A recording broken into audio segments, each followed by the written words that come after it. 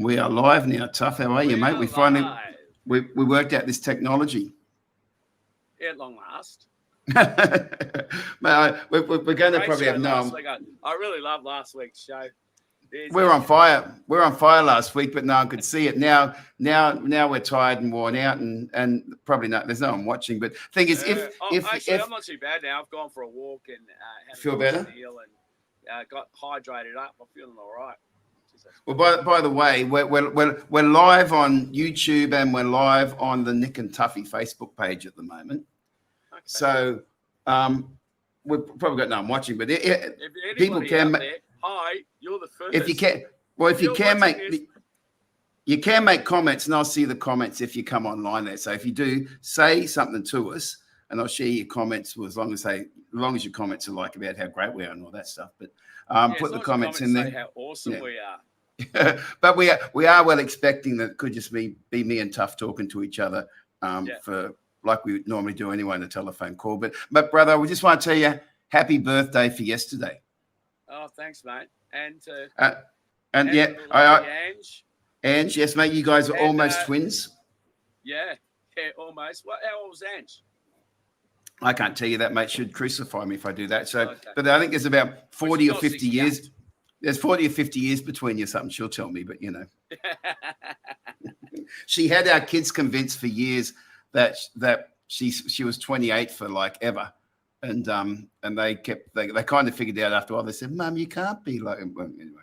So I can't go into that side of things. But mate, you said you're a little bit dusty early on. I know it wasn't from you having too many drinks on your birthday, since you don't do that now. But I'm trying to help you out and make up for that. I'm drinking it's an Irish whiskey called Rebels County, which I haven't got much of it, just got a little bit of it. But I thought Rebels County was I think that's the name. Yeah, Rebel County. I thought that was a good name for us to be drinking around. Yeah, but the interesting thing with me, like turning 68, on my side of the family, the male side of the family, no one's got past 67. So my sister's gone, oh, you beat the hoodoo, well done. Yeah, that's it. You're breaking it now, mate. I've been off the piss for a year, and the first thing she said, what are you going to do? Let's get pissed. We'll just wait for your 98th to hit it hard now. Oh, yeah. 68, Christ almighty, 12 years, I'm 80. Yeah, it's weird, isn't it? Not a good way of looking at it, is it? But what do you think? Yeah, mentally, like I keep thinking I'm stuck mentally about 38, 39. I always kind of feel. I mean, my body's getting older. Where do you sort of sit at? 32. Yeah, right. When I first got up here, that's where I'm stuck at that. When I started gigging, because everything feels exactly the same. You know, like your attitude and everything is exactly the same. So I was like, I'm still rehearsing like today.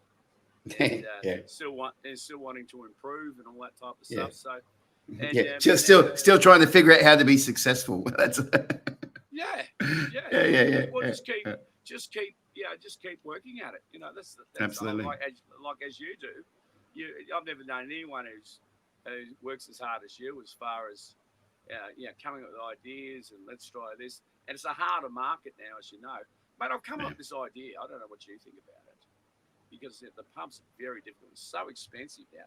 What do you think if, I'm thinking about doing these backyard parties, you know? Yeah, well, the house gigs, mate. I've been trying to promote the house gigs, and I think if you and I can do that together, that would be awesome. Well, the audience know all about that. You know, that, would there any comments out there? Would anyone be interested in having us at a Sunday over, say 3 till 6 or 4 till 7 type of vibe? And the advantages of it really is the fact that that there's no cab fares.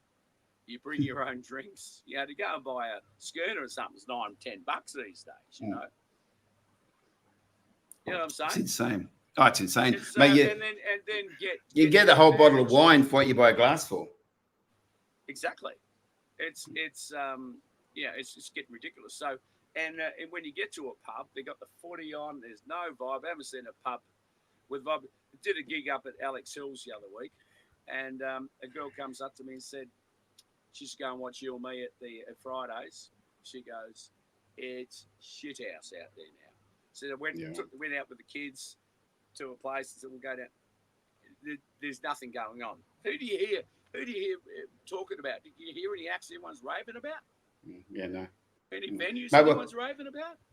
Now I had a meeting with a couple of people the other day, and they're talking about the industry and talking about one of the big things that's changed since the 80s in particular was back then, all the radio stations, you had Countdown, you had all that stuff was playing Australian artists and Australian music. And so you'd go out and, and my band, we were supporting In Excess at the Homestead. We were supporting Dragon at the Sunnybank Hotel. All these major artists would come through and the rooms would be packed because people knew who they were and they go and see them. What's happened now is no one's seeing Aussie artists anymore. They're all just seeing the big name stars. So no one's buying tickets or spending stuff locally. All they're doing is spending like $15 a head to go see Taylor Swift or Ed Sheeran or whatever. So all these big acts that come through, they're spending the money on, yet these local acts are getting nothing because there's no coverage for it anymore. So that whole side's dying, and I don't see how we change that. But what we can rescue, I believe. Even talking about the covers scene. It's nothing like remember back in the day that you could do 5 nights a week easy. When I started 5 nights a week. Started at the Paddo, Callan Vale, the Combsley, and other gigs somewhere along the line. But it was always you could work 4 or 5 nights a week easy. Yeah. Now you're flat out. Well, as you know, with me, I've given up on the pubs pretty much. Yeah, but people can't afford to. People can't afford to go out like they used to go. People can't afford to go out like they used to locally. Going back to the backyard parties. Exactly, and that's what I'm saying. Well, you've got people spend this big money on, flying to Sydney or Melbourne to see an act, all that stuff. No one's spending on money locally because it's too expensive. But if we can bring that thing where we'll come to your house, put in $20 each, get 40, 50 of your friends, put in $20 each. Individually we'll do that. Going to talk about a different price for both of us. But it can be done very cost effectively by doing it at home. You don't have to worry about idiots or, bouncers throwing you out. People. There's no fights. There's no different groups. You're just one group of people, and there'll be people who have been to you. It's not going to be random people. They're going to be people who've come to your gigs over the years and want to relive that experience. And that's what the music's all about. It's about that experience and how you felt back in those days. And another comment I got the other day was, "You made me feel young again." Yeah, exactly. Going back to this, they want to go back to the day pre-kids when they're out there having fun. Everyone's got a story about a gig, Mate, what got you into playing professionally? Professionally, the '87 crash. Mm-hmm. As I was living down at Sorrento, down at in the coast of anyone knows Melbourne, Sorrento Ports is where I lived for the last 5 years.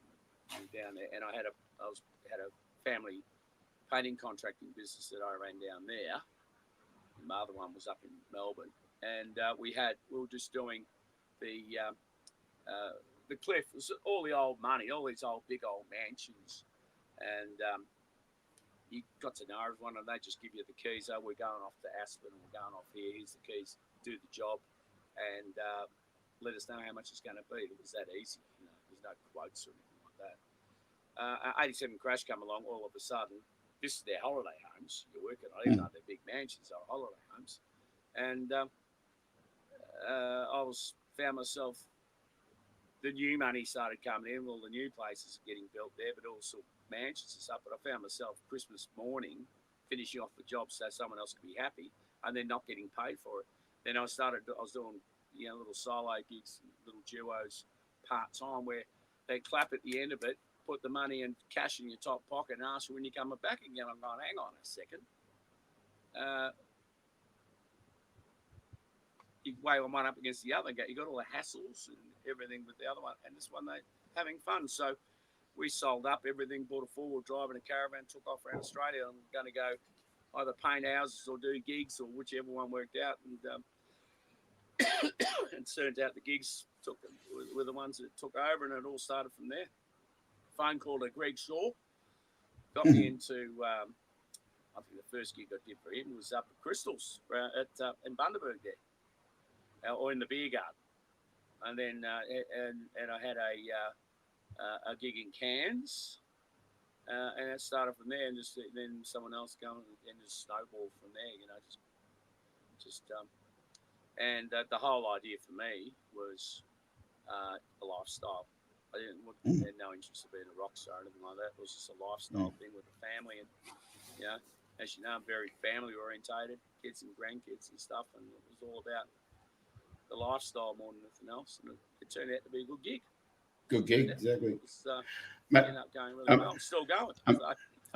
I don't know how this whole thing with doing a streaming and chatting and all that. I don't really know how it works. So like I'm flying blind here, and I don't know who's watching. But and there's some way that people can comment on the stream, which comes to us here. But I also just opened up the Facebook page, and you can also comment there. And so there's obviously some people watching, because I've got a comment here by a guy called Pete Rogers.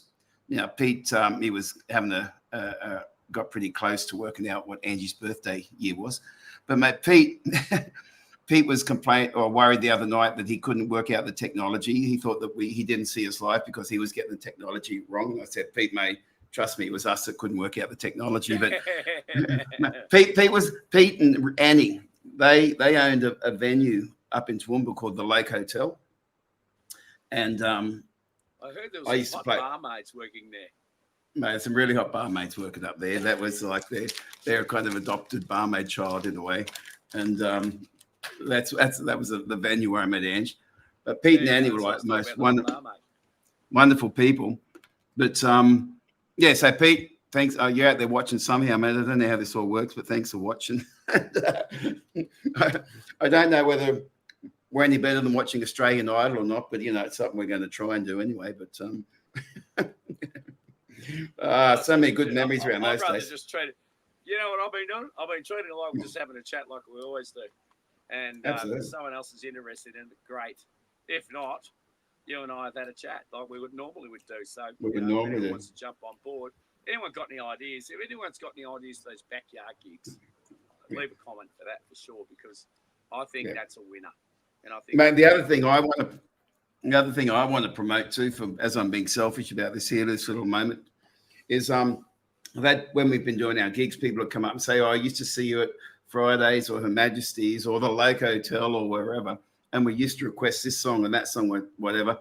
And I'm actually putting a little service together whereby, I have my songwriting service where I'll write a song and I'll go into the studio and I'll do a full-scale, high production thing. But I'm also now offering a little service where if someone used to request a song from me and they'd like to hear me do that again, I'll record that on video, give them a little audio file and a little private message and all that stuff as a package. So if anyone's interested in me, recording their request, let me know and I'll put that together. There's a fee for it, but I'm trying to keep that one as cheap as chips, just enough to help cover the grocery bill and stuff. But message me or send me an email and I'll put our email up there later on. But I'm trying to push that one as well. So all these ideas, mate, it's just the world's changed and it's hard to get music out there, and we've just got to be thinking on our feet. Like we always used to do that back in the day. I mean, I think before the internet, we both had mailing lists, and I remember Ange and we had about 1,500 on my mailing list, and we spent 2 days stuffing letters into envelopes and paying a fortune for stamps and putting them in there and sending them out every month to let us know where we're playing. But people would tell me they'd love getting that letter in the mail, seeing it was addressed to them, what they were getting, all that stuff. And we're missing that personal contact. It's like when you listen to a music stream on Spotify these days, it's nothing compared to opening up the album and reading the liner notes and getting to know everything about that album and hearing it over and over again on your headphones. There's that personal element missing. And I think that's something that you and I can still bring to the party with what we do with our gigs. Yeah, well, I'll tell you, talking about, I was a credits junkie. And that's where I got all my albums that I got in the 70s and early 80s. I didn't do it much after I got married, but in the 70s, I was just, every week I'd be buying a new album. And I go through the liner notes and I see who played guitar. Well, Larry Carlton. I look him up. So I end up getting a Larry Carlton. Who else he played with? And you go and see.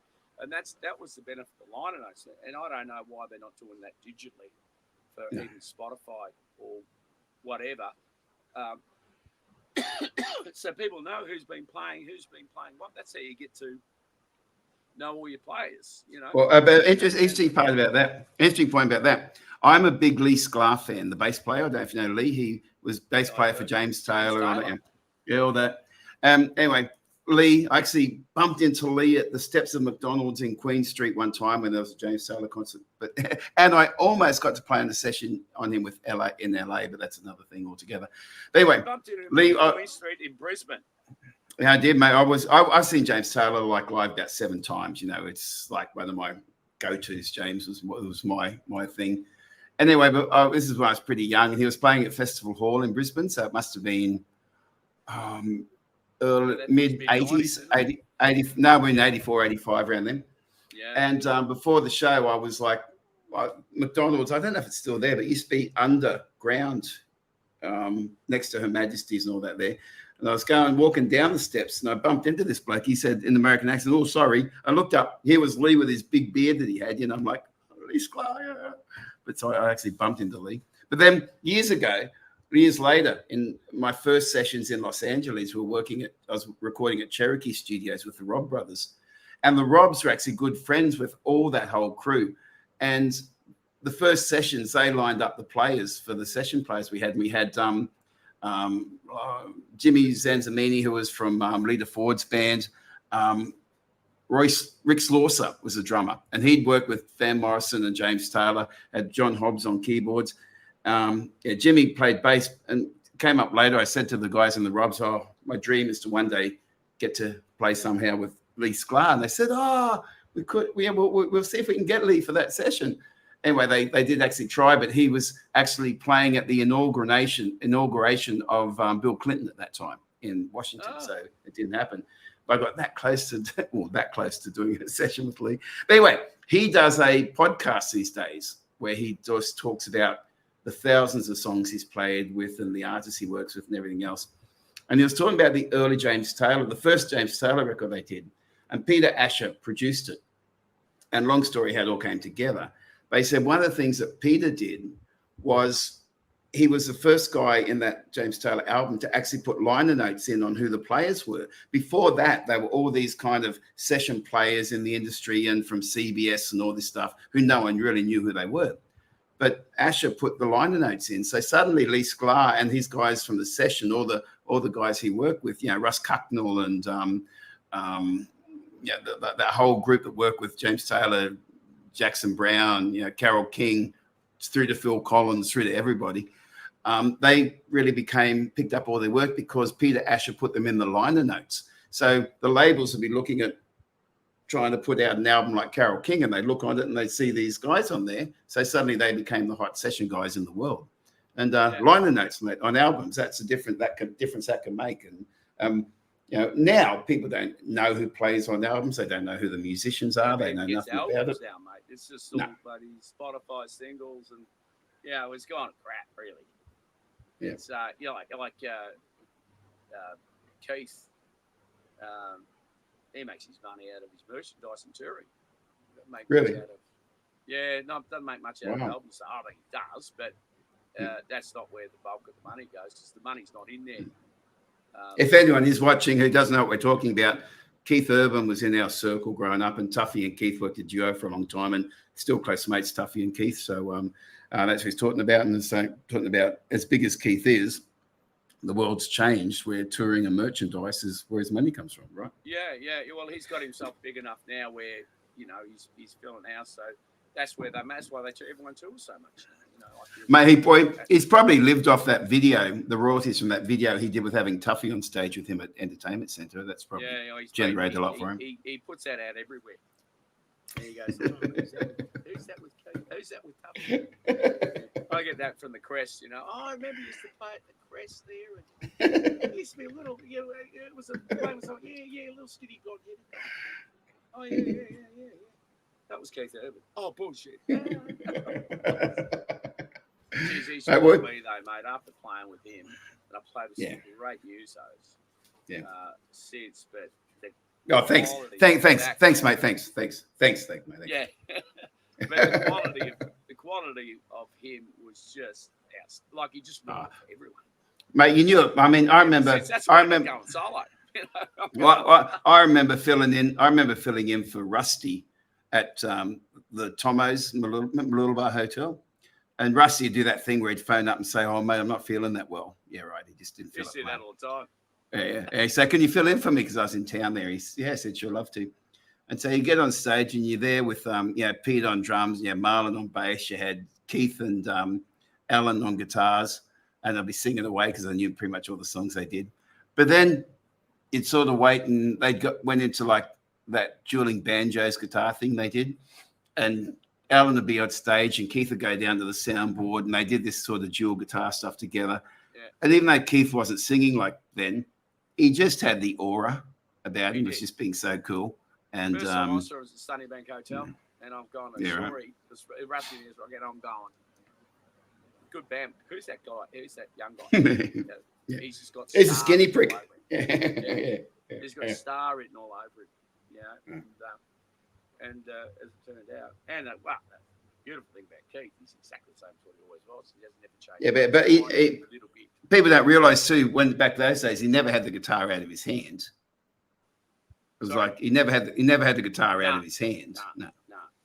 He was telling me when he was going to school, he'd hear a song on the listen to the radio, hear a song and try and figure it out in his head, and then go back to see if it was right. He'll go little stuff like that. He just we were up in Cairns together, and this is when he was. The reason I started playing with Keith was he was recording his first album.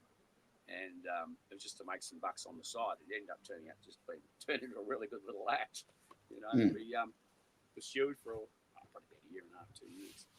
But I'd hear him in the room next door in the motel. He'd be making up these songs and come out with these ideas.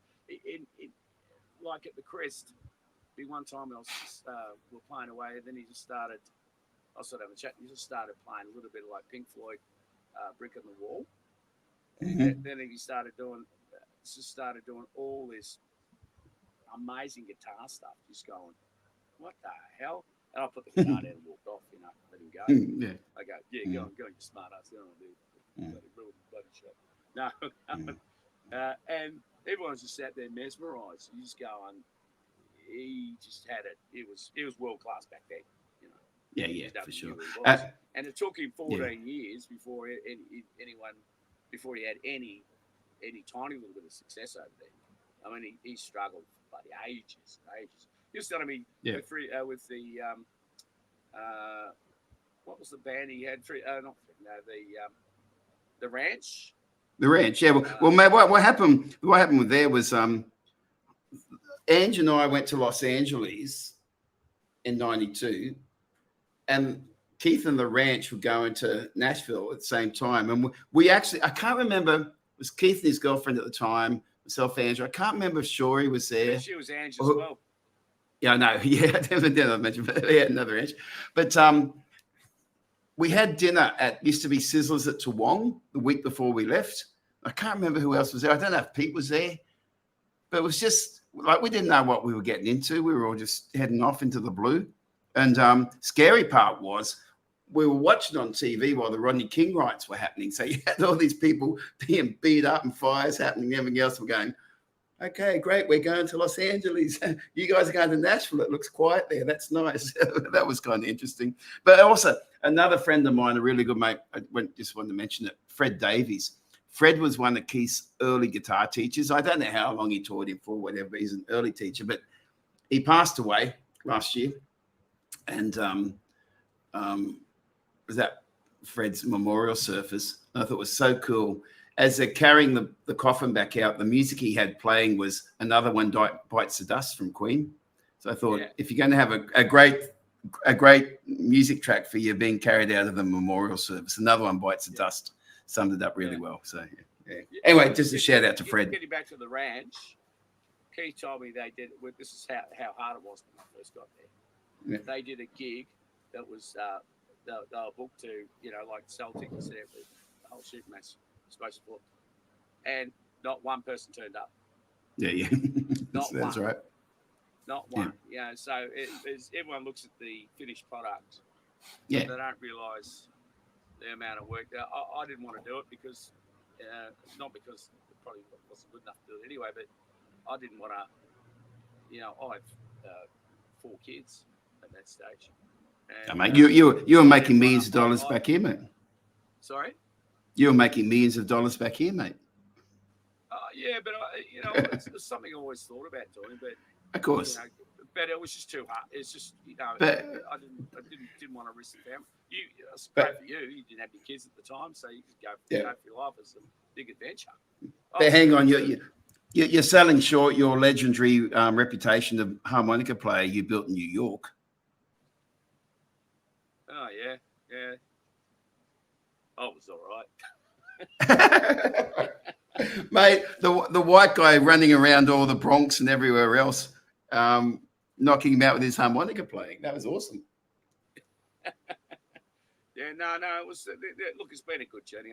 The fact that the two of us have been able to make a living out of it for all these years and still doing it, it's pretty amazing, really. Well, now I don't know what to do anything else.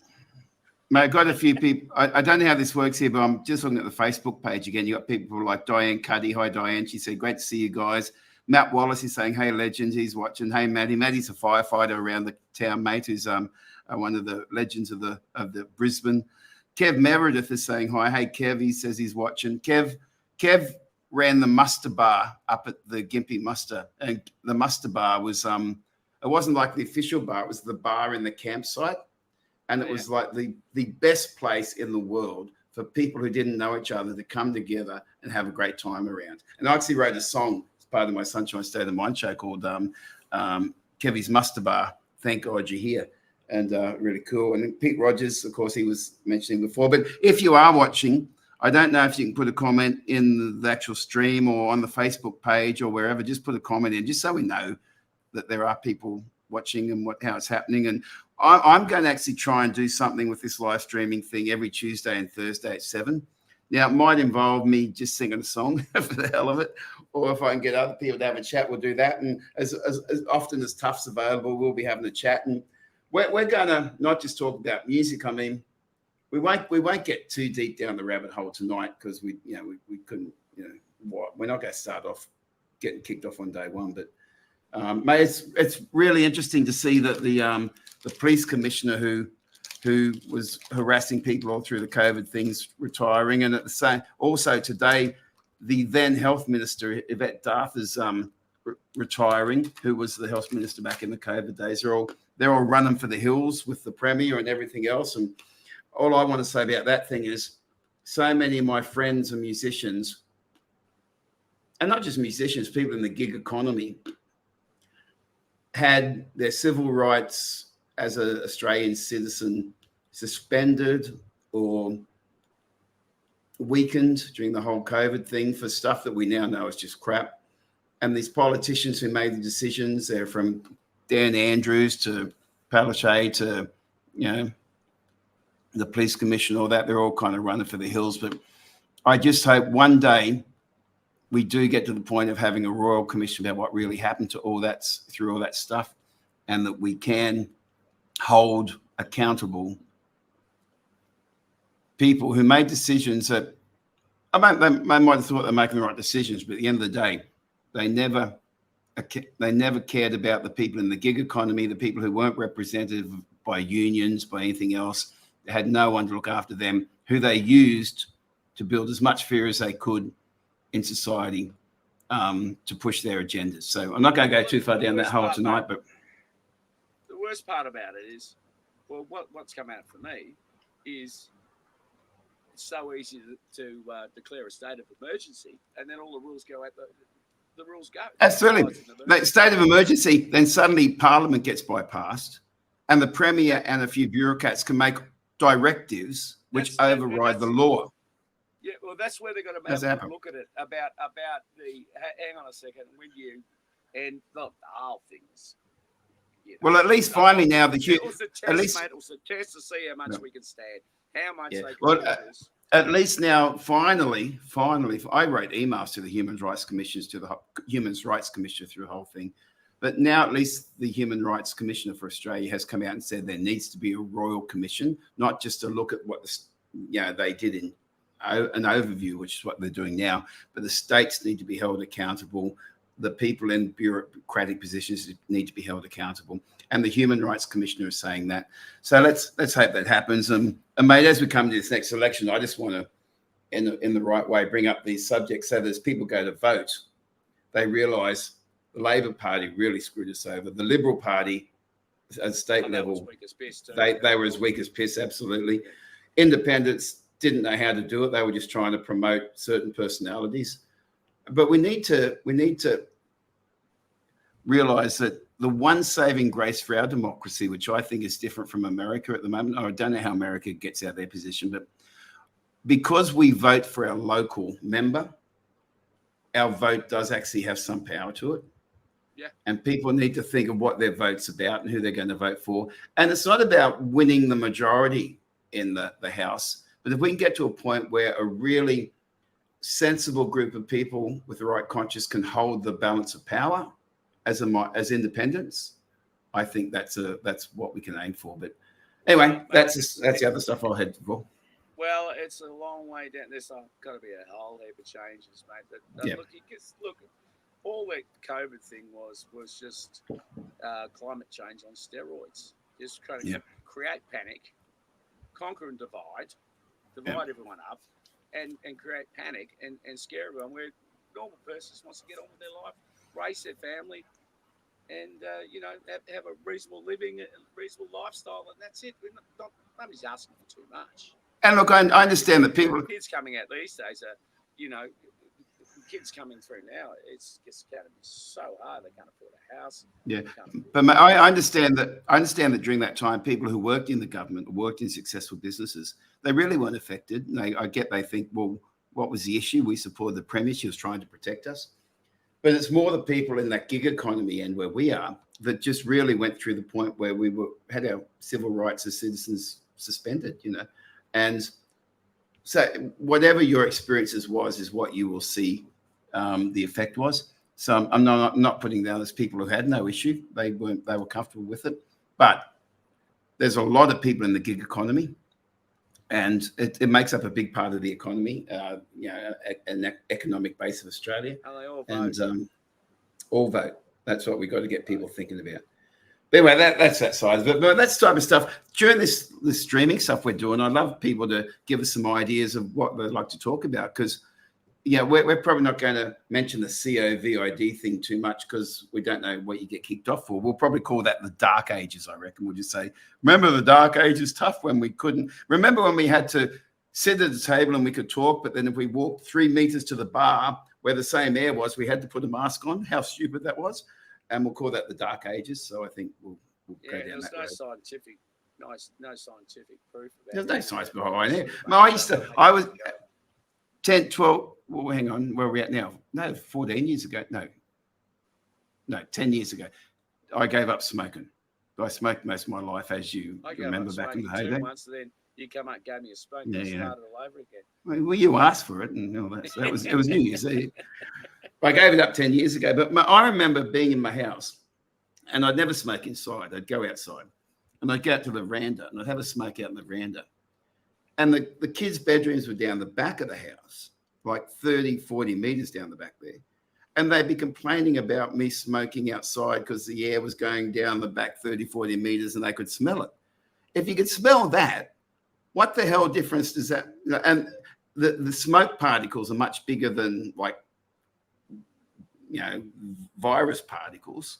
So if they're going to spread like that in the open air, how do you think that being 10 meters apart is going to make any difference to you? It was just so stupid. The big one that really got me all the time was the way that the Premier would act like this headmistress and get up on TV each night. Now, this is our government system, right? It takes them about 2 years to put together any statistics and release statistics.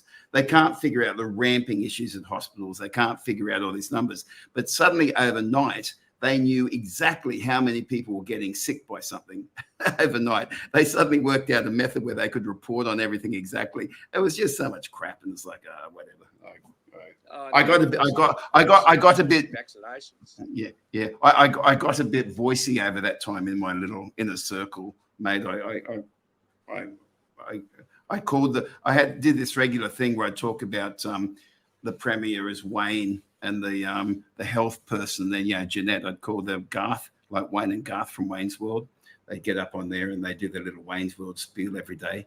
And yeah, just drove me crazy.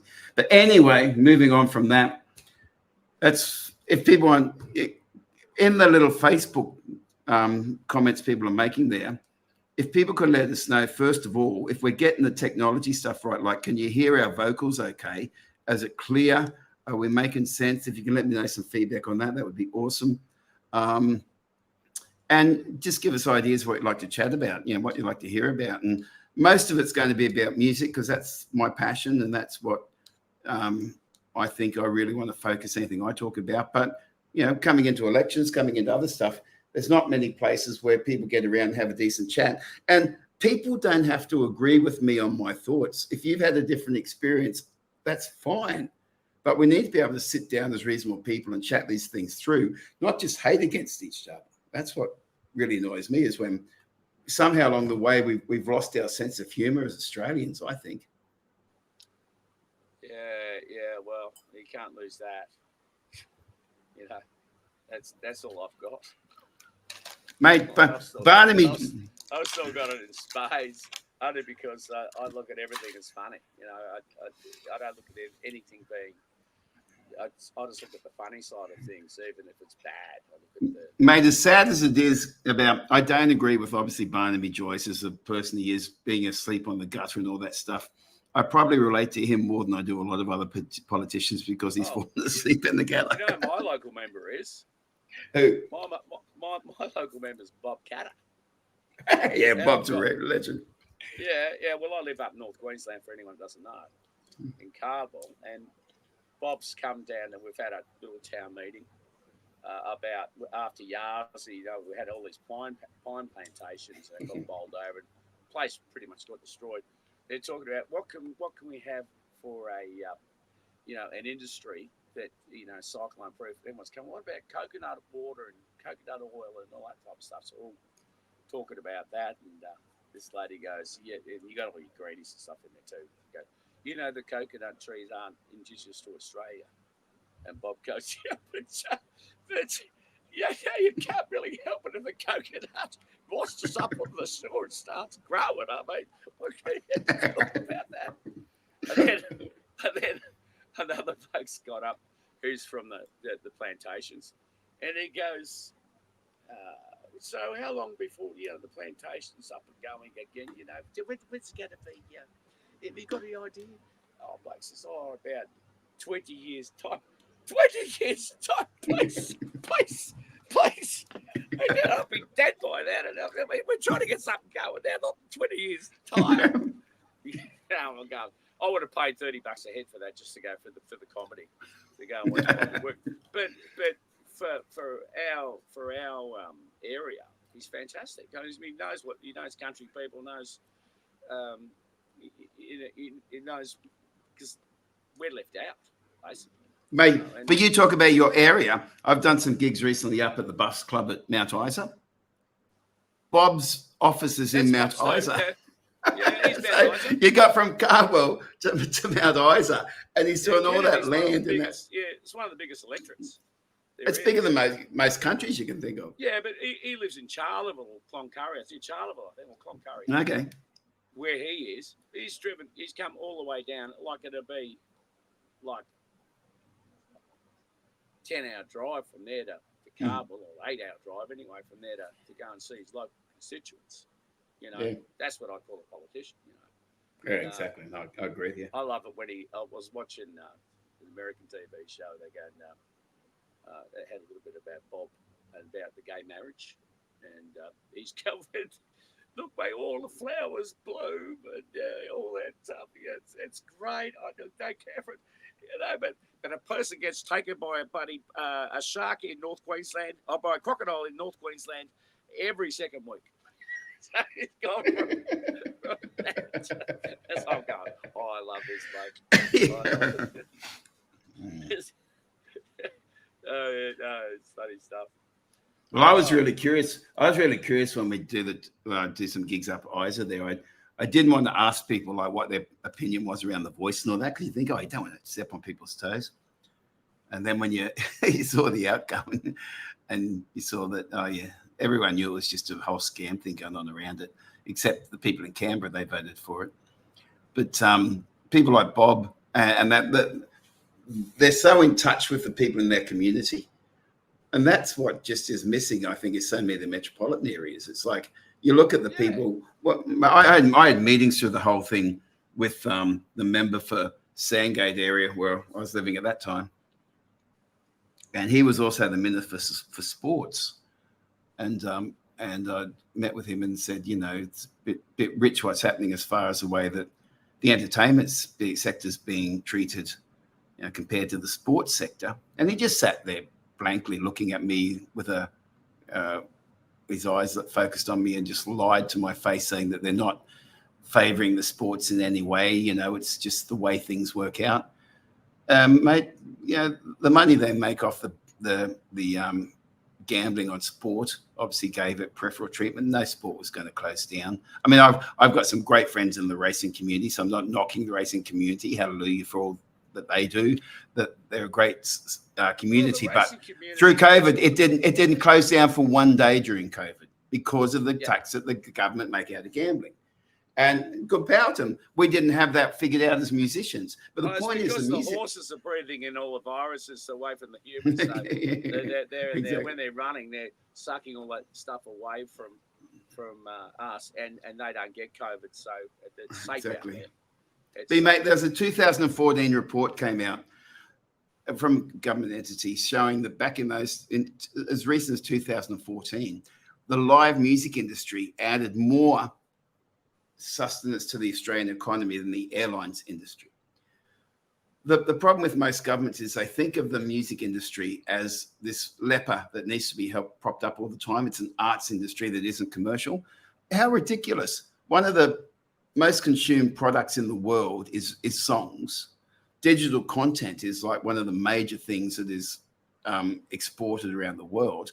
We are really good at producing it and performing it. Our music industry is something that all levels of government should be helping to turn into a major driver of domestic spending, consumption, and also international export. It should be looked at like the coal industry or domestically like the building industry. It's something that should drive the economy. But all these politicians see it as something that you need to just throw some money to the arts here, throw some money to the arts here. And in Queensland, the Queensland government always says, each budget they've put like 97 million towards the arts. Then you find out, well, no, actually 90 million of that has gone towards building projects, which supports the unions who support them. And the actual music industry gets about $3 or $4 million out of that budget. Yeah. That's the reality of it. Yeah. Well, the only one I can see who's doing something for local and original music is JC from Powderfinger with this. He's opened up some venues and getting good bands and stuff through. Yeah. He's doing a good job, but it's just remember what the Valley used to be like back in the 90s. Christ almighty. Everyone you go and see playing, go and see Powderfinger play. Mate, I have a flyer. I have a flyer there before I went to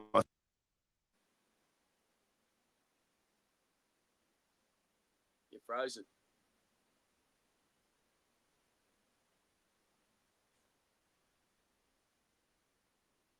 Hello.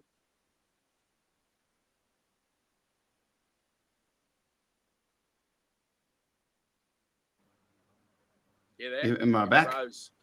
Yeah. Yeah. Am I back? Froze. I'm frozen. Yeah. Am I back now? Yeah, I can see I'm back. Yeah. Okay. I don't know what happened there. It just came a message. And mate, this is this whole world of technology we're coming into. But I've got this flyer at Her Majesty saying there was promoting Nick's send-off to the USA party. And underneath that was on the Wednesday night after that was Powderfinger were playing Her Majesty's. It was like, it was all just the same group. And even today, I haven't had much to do with Bernard at all, just the occasional say hello over the phone line through radio interviews. But I see Ian every now and then. And mate, the Powderfinger boys were great local guys who they actually, first time they entered the Queensland Rock Awards, they got ditched really badly. They didn't do well. But then, of course, they ended up being Powderfinger, which I think is just probably the greatest band Australia's ever had. and yeah, right they're up just a there great with them. bunch of I guys. remember Bernard Yeah. used to play down at her match, a solo, Yep. on a Tuesday night. I was playing at the Monkey Bar, which we used to do which used to be the Winter Garden. Yeah, Remember the yeah, old next door Winter to it. Yeah, next door, yeah. And I used to just go down and watch Bernard. I didn't know who he was. Not going to. Yeah. Gee, this place is good. Oh, yeah. He's really good. He's doing all these Cat Stevens and a lot of stuff you're into. Just really, really, really good. Oh, they all copied me, but what can I say? 2 minute dog, He's going. Yeah. I remember seeing Keith at the just talking about these stars that were going up, seeing him playing at the Normby Hotel, the old Normby, and it was a Thursday night. To nobody? He had one person in the crowd, and that was me. Yeah. To support him. And I said to him, mate, how do you do it? He goes, mate, I just pretend I'm playing in front of 10,000 people. Mate, we do it every night. I'm still doing those gigs. I've got a few things I'm working on at the moment. I've got the shows with Tuffy and Nik. Really want to get those out there as party things. I'm working on a show I've put together called the 70s Unplugged Show. I'm really trying to get that out into clubs and different things. And it really celebrates some music that I grew up with. And I've got all these videos that go with it and everything else, and stories. I've also then developing Northern Rivers Child Show, which is a focus on my original stuff. But in between that, the thing that still keeps me working is turning up and doing these local pub gigs where you're playing sometimes to nobody or a few people or whatever, but you just got to turn up and enjoy playing. I mean, we're not doing a job where you turn up to just get a wage, because you do in that sense, I guess. But the point is, you have to switch off from it being a job and remember you have the wonderful advantage of doing your passion every day. Yeah. And my passion is music. I'll be playing music all the time if I was doing something else. And what really annoyed me, I've had a real job about 2 times in my life for only a couple of months because I couldn't stand it. Because when I was working at it, I just kept working on songs. I kept working on music. That was it. And the funny thing with that one with Keith was he played Billy Don't Be a Hero. No, great. So you do that one. I stole it, made it my own. And, it was funny. But, he talked about having real jobs. He used to sell franking machines. Yeah. Franking machines. I don't even know what a franking machine is these days. Well, mate, that's what annoys me about organisations like here. One of the most useless organisations I've seen here in Queensland is Q Music, mate. I know the people who founded it back in the days when it became Oz Music to Q Music, and they were wonderful what they tried to do. Then it became a government-funded thing, which just became a voice for the government. But they're just about kind of indie, niche music, but they're mainly about putting on events and selling hotel rooms when they put on their big sound events and all that stuff. And if you're someone who's in so many of my friends are, we make our living by playing in pubs, by playing anything you have to do. So then you do that, you can write your music, you can try and get your original music out there, whatever else. But if you're someone who's, working in the cover field, they don't want to know anything about you. But what so many people don't realize is that being a cover artist is just a way of taking songs, really good songs, getting the chance to work with really good songs and creating a bridge of communication with people. People love to listen to something that's familiar to them in a live situation that they can relate to. If the Rolling Stones, for all essential issues, they're a covers band because everyone knows their songs. If they came out with a whole... They were a covers band. But because everyone knows their songs, it's like they're playing covers. If they came out with a whole set of songs that no one's heard of before, they'd just be another band. No one would really be that interested. They started as a covers band. They'll just play. Well, so were Chisel. So were the Beatles. Yeah. They were all playing songs, and they got that break where they could squeeze through and get their music through. But if you can't, you have to learn first how to use a song to communicate to an audience. And that's what happens with the cover scene. It's like, mate, I'll get up there in my cover shows and I'll throw my songs in there. No one knows them, but I open up the door of the relationship by using the cover songs. And that's how it kind of works. And if anyone belittles me for being a cover artist in that sense, I just go, screw you. make my living all my life, except for 2 minor periods, by playing music, and that I'm really proud of that. Yeah. So don't all these organisations that like the Queensland Arts Queensland or whatever else, Q Music, they kind of ditch on my friends for making a living by going into a venue and entertaining people. It's just like I get really angry against those organisations because they're just they're idiots. You know what I think? I couldn't give a fuck. Yeah, gone yeah. Fuck 'em. My whole thoughts on the Q Music thing is another a show I will do down the track because I want to get a few people on for that one. But it's just been one of the saddest things for holding back the potential of Queensland music industry. I tell you, it's just terrible. Okay, well, you know what we need? What? We need to have Festivus. And we Festivus, need to get a poll, and we get rid of all our grievances, and we can call this podcast the Festivus. Festivus. For the rest of us, we can talk about our grievances. But look, man, for the positive side of things, my idea of music is, I've done the original thing, but never put a lot of emphasis into it. But it's just getting out there, doing a job you like doing, and entertaining people.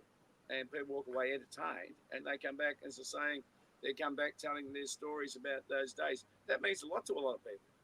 That means a lot to them. That means shitloads to them, that experience they had through their 20s, and to be able to relive it. So, I reckon, no, I mean, like that, I couldn't do shit.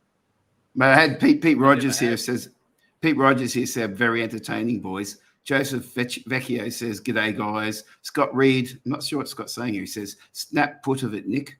I'm not sure what that means. Snap put of it, Nick. Snap put of it, Nick. I'm not sure what that means. Snap put of it. Anyway, I hope thanks, Scott. And an agent we happen to know says, call me after this. I've got another gig offer. There you go. Well, there you go. It's paid for itself. Mate, we've probably run our course here and done our thing, and I really appreciate you putting up with me working out the whole technical side of this stuff. But no worries. If you're up for another chat quite regularly, I don't think this is bad. It wasn't that torturous, was it? No, it was all right. That was good. No. Just having a chat. Having a chat. We'd be doing it anyway. It's and have a chat, a bit of a vent. Anything else you want to talk about? No, not really. Just sort of on a humorous side of thing. What's your most weirdest gig? My weirdest gig, mate. Probably weirdest gig. Well, where do I start? On the extreme end of the big end,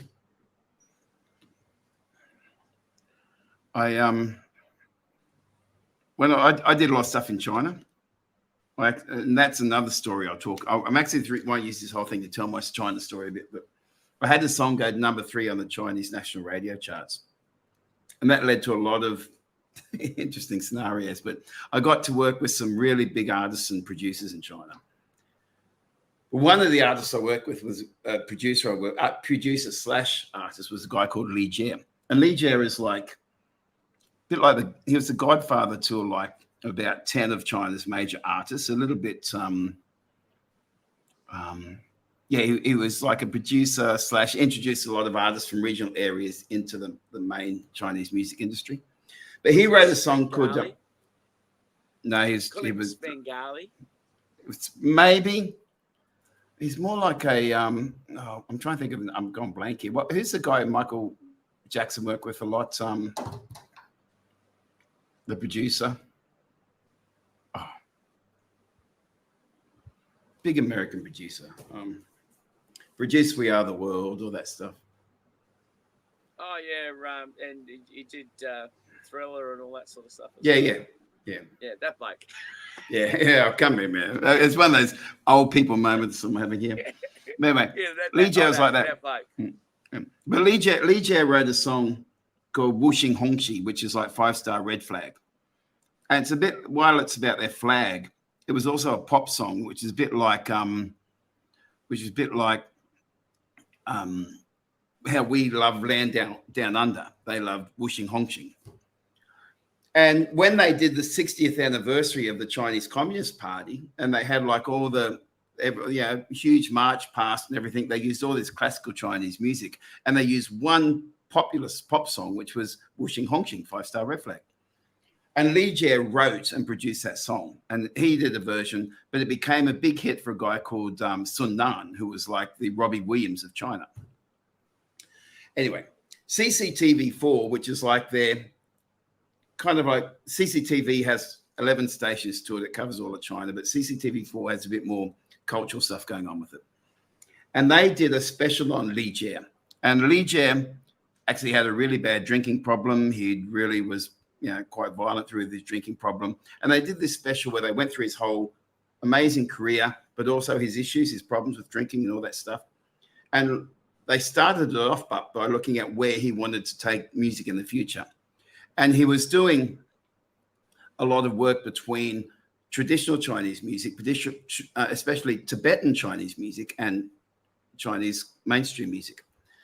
But where they opened the show with was I had recorded a English/Chinese version of Wuxing Hongqing with Li Jie.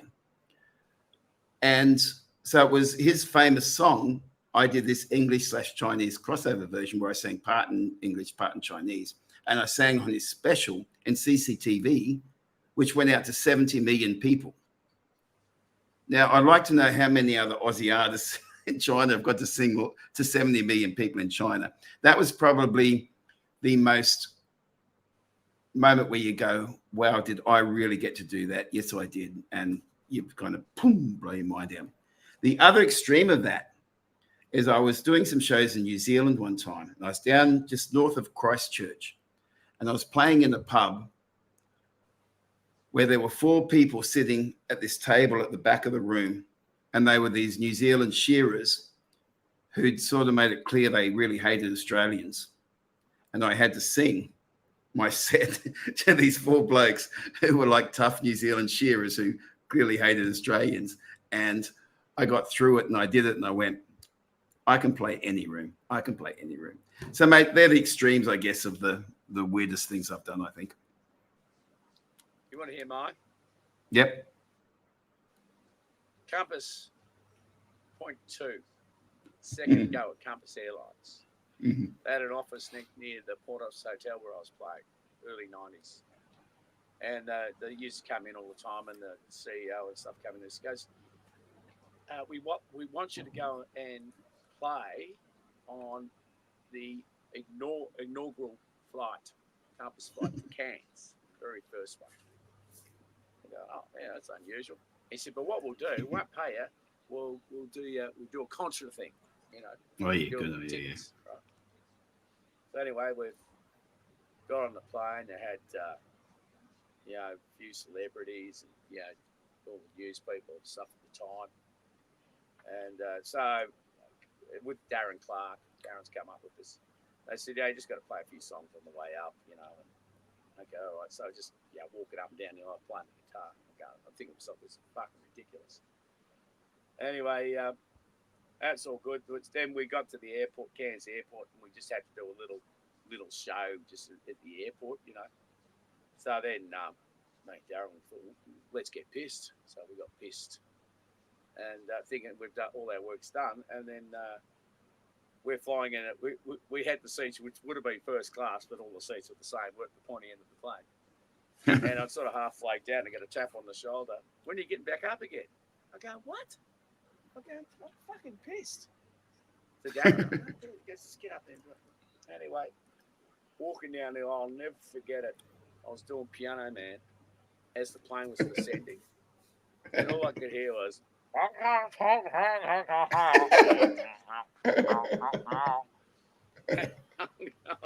and they went broke, so I never got paid because there's no Oh, brilliant. Never got paid. I go, this is weird. Another interesting one I did. It was a good gig, but it was just different. It was Fiji. I was doing a travel, wholesale travel agents conference and I was at the Sheridan, and I was working actually for the Sheridan for this particular gig. Did a couple of gigs at the thing, and their finished one was on this little remote island, and going out with the natives on the boat. Whereabouts? Whereabouts? What native island? I don't know what the island was. I don't know what it was.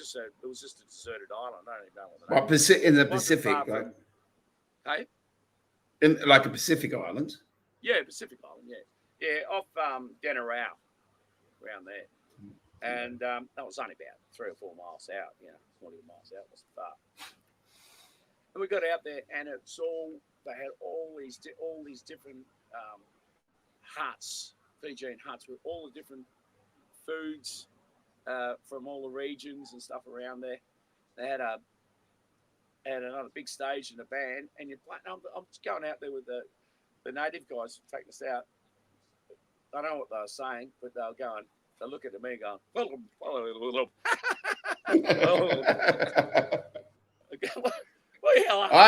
you're in the valley. You're in the valley, mate. Anyway, got out there and I go, oh wow, that was different. And the other one, of course, was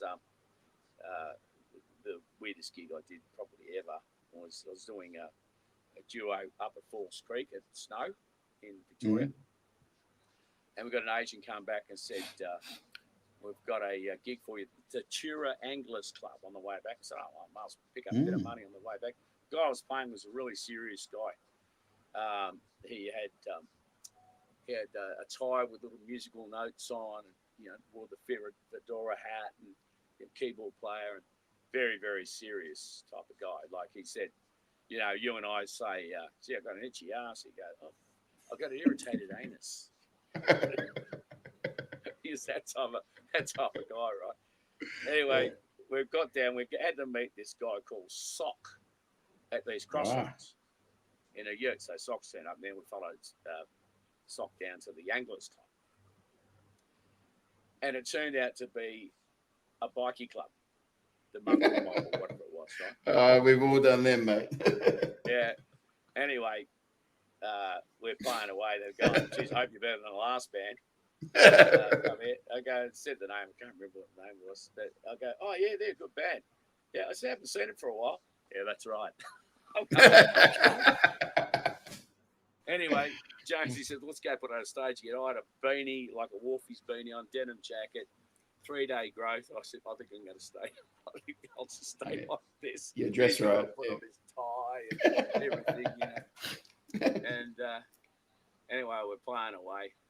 One bloke goes, "Play the hunter." They call me the hunter. Down, down, down. That's my name. So I think I know a bit of it. So I'm going, okay, 1, 2. Call me the hunter. Anyway, go through doing it. At the time, we were more of a lounge act. Our big song was "No Need to Ask." He's a smooth operator. Smooth operator. That was our big number. So anyway, go play the hunter again. Okay, then there you go. Anyway, it's getting around about 1 o'clock in the morning or so. Well, thank you very much. That's it. You've been a great crowd. And where do you think you're going? It goes, well, Gary prints out the contract. The contract says that, we're to play to so-and-so. And I go, "Gary, have a look around where we are." And he goes, "Well, what do you think we should do?" 1, 2. They call me that. Call me the hunter. Anyway, they're all bloody smacked out. And lying across the floor and everything. We quietly packed up the gear. Sort of about 2 or 3 o'clock in the morning. Yeah. Stuck it into the van and took off and waiting for the big rah, rah, rah. I remember shortly after I met Ange, actually, we were up at the Mooloolaba Hotel, Tomo's, and it used to be Sunday session. You used to get bikies up there everywhere. And we walked in this session that was just all bikies, man. I can't remember what club it was. But anyway, set up. And I was like, is Ange going to be all right here, And I played a couple of songs. I just, you know what to play. And you made the boss guy happy, the head guy. He loved what I was doing. Suddenly he took Angie on his wing, sat her at the table, and she had no issue whatsoever. Like, he protected her and made sure she was good, and everyone was nice to us. And a weird mentality, mate. If you those bikie days, if you just gave them the respect to just be part of their space, there was never an issue. I find they were really interesting. But, no. anyway, mate. I look back at that one as just fun. It's great. Yeah. Mate, we're probably over an hour here, and had a number of people said that everything's been going good. And I had Dave Daly mention something in the comments. Dave was a DJ back at Stereo 10 4AP days when I hit the charts in Stereo 10 back in those days. And then he helped me actually when he was in Townsville doing morning radio. I had a song called Come Back Soon, which we got involved with the Australian Defence Force and raised quite a bit of money for orphanages in East Timor. So Gay Dave and Bonnie Peacock said hi there. And Bon was my first real girlfriend back in the day from Gympie. And great mate still to this day. And mate, it's just interesting seeing people pop up. And I'm going to try and do this thing. I'm going to try and do something every Tuesday and Thursday at 7 p.m. It might just be if I've got no one to talk to, I'll get on, I'll play a couple of songs. If I've got someone to talk to, I talk to them as often as Tuffy's available. And you got to realize, guys, it's very expensive and everything to get Tuffy on board because he's such a huge mega star. But keep saying that. It also depends which part of the world he is and what the internet signal's like. That could have something to do with it.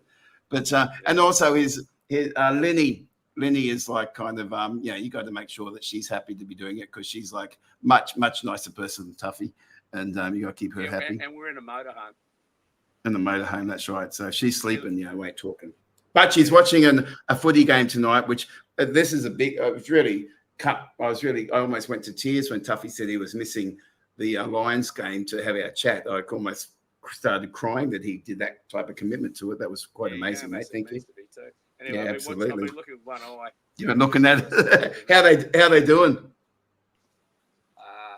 15, 105 to 11, 12, 78. To Brisbane? Yeah. Okay, that's good. I mean, so they're just playing. Well, they had it's 6 quarters. Well, it's not 6 quarters. 6 passages to play. Because that's doesn't work out mathematically. Well, mate, you know that they got three passages. Well, let's call them quarters of the main to the A team, and then they're going to do 3 of the reserves teams. B team, okay. So, yeah. Well, it's going to be a tough year for the AFL this year because obviously the NRL are taking on Las Vegas and they're taking rugby league to the world, and they're going to capture the hearts and minds of America. And that will make it very hard for the AFL. The AFL will have to go back to Shanghai and try and reconquer China. It's like, they're gonna have who are these marketing idiots? Yeah, I know. Yeah. Yeah. All right, mate. Well, all right, buddy. Great to talk to you. You too. Thank you. Thank you for everyone who's watched it, and hopefully see you Tuesday night at 7 o'clock. And I'll try and come up with something else. And this is just a fun thing to see if it works. And there doesn't seem to be many platforms around where people get to talk about things that Tuffy and I like to talk about. At the end of the day, that's what's important, is that Tuffy and I are happy. So see you, mate. See you, mate.